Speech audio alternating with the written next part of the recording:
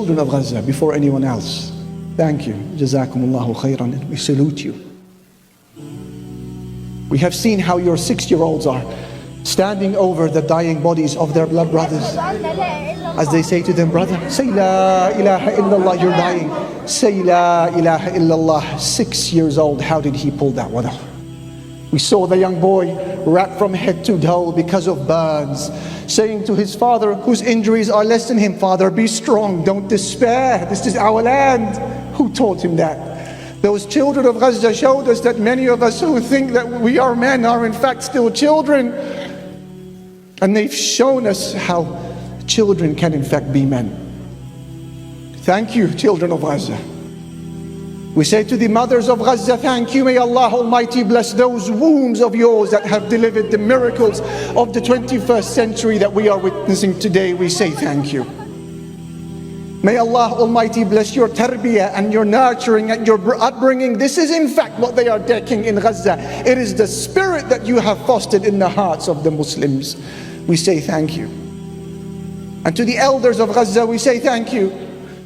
You have shown us how beautiful it is when aqeedah, belief in Allah, is transferred from the inks on the pages of books to the blood that flows through veins and arteries. Thank you, Jazakumullahu khairan. And we say to the doctors and the physicians and the paramedics of Gaza, thank you. As you work long hours, you now live in your hospitals. And you have seen with your eyes in the last 6 weeks that which no mountain could bear, let alone a human being. And when you thought it couldn't get any worse, your children come to visit you in the wards, but not as alive children. They come to you in body bags, and you hug the body bag and you cry.